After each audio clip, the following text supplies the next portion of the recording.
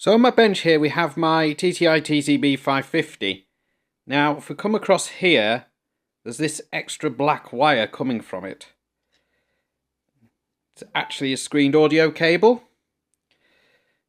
and it's connected to an IC on the other side of the board.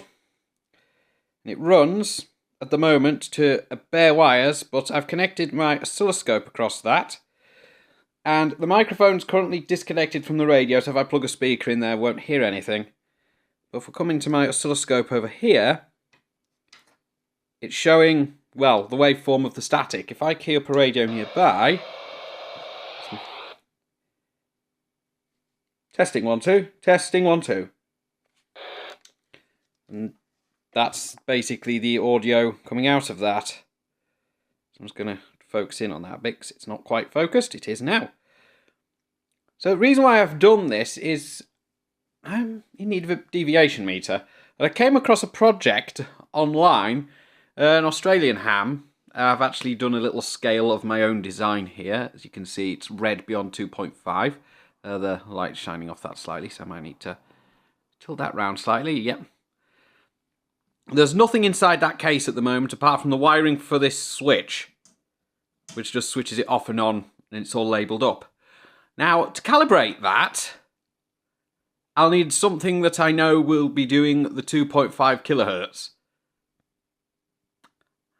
And here is the source of 2.5 kilohertz deviation. This Midland 3001, as serviced by Tango 21 himself. I have to keep mentioning that because, you know, that's who serviced it, and he does have a video on the service, and I do have the service sheet which does confirm this is 2.2 to 2.5 absolute peak on deviation.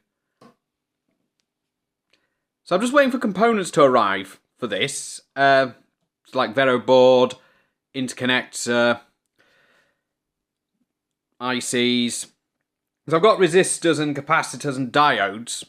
I just don't have the ICs that are specified in that project, which I've had to order in, and I also need a way to connect it to the TCB550, and hopefully if it works it'll measure deviation properly, but we'll soon find out. I'm not going to go through the whole build of this because it'll take too long, but I'll show you a bit more in a future video once I've got it built, because I kind of need a deviation meter, and right now I don't have one.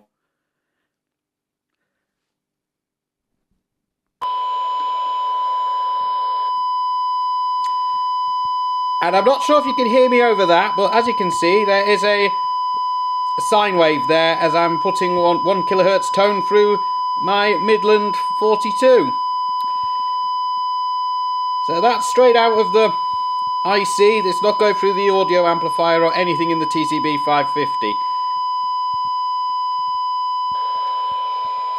Let's turn that off. And I was generating that tone on my main mobile phone. So that's the only source of a 1 kilohertz tone I've got. Ooh, and that's pretty much it. So that's a discriminator tap, and it's hopefully getting used with the deviation meter. Hopefully that will work. And I will update you.